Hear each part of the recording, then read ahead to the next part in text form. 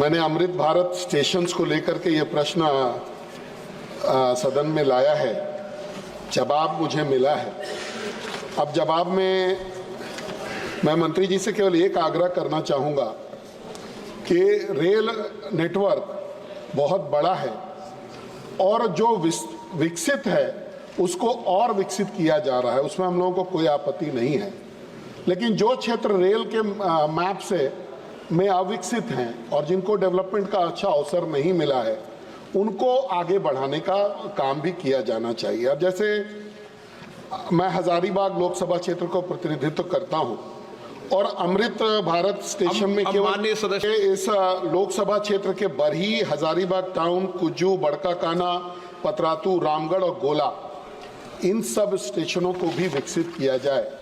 साथ ही साथ मैं धन्यवाद उनको दूंगा कि भाई उन्होंने एक ट्रेन हम लोगों को दिया है अभी गया से बॉम्बे के लिए।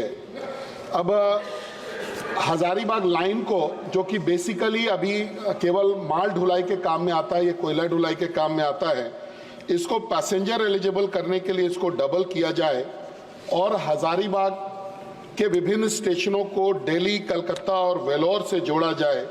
और एक बात मैं ये प्रश्न के बाहर से भी करना चाहता हूं कि अभी आप सप्लीमेंट्री और मिलेगी आपको, उसमें कर लेना। धन्यवाद। माननीय अध्यक्ष जी, माननीय सांसद महोदय ने बहुत महत्वपूर्ण विषय उठाया है और झारखंड के कंप्लीट पूरे रेलवे की ट्रांसफॉर्मेशन के लिए माननीय मोदी जी एक प्रयासरत है। बहुत अच्छा फंड एलोकेशन झारखंड के लिए किया है और प्रोजेक्ट्स का भी रेगुलरली फॉलोअप होता है। इसके अलावा भी माननीय सांसद महोदय के जो प्रश्न जो इन्होंने जो मांग की है उसको मैंने नोट में लिया है।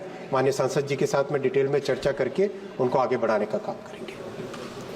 माननीय सदस्य, मैं माननीय मंत्री जी का ध्यान इस ओर आकृष्ट करना चाहूँगा कि हमारे यहाँ एक राजधानी चलती थी बड़का काना होकर के, रांची से बड़का काना होते हुए ये दिल्ली की तरफ आती थी। इसको डिसकंटिन्यू कर दिया गया है। अगर आपकी नजरें इनायत हो और पुनः इसको चालू किया जा सके और हजारीबाग लोकसभा क्षेत्र के जो अन्य स्टेशंस हैं उनको भी अमृत भारत में जोड़ करके उनका भी विकास किया जा सके, यही मैं आग्रह करूँगा। बहुत धन्यवाद।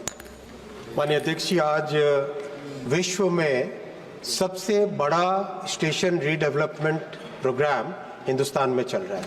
1300 स्टेशन का एक साथ माननीय प्रधानमंत्री जी ने अप्रूव किया है और उसका काम बहुत विस्तृत तरीके से चल रहा है। कई स्टेशंस तो इतने बड़े स्टेशंस हैं कि उस पर 700-800 करोड़ रुपए का भी खर्चा हो रहा है।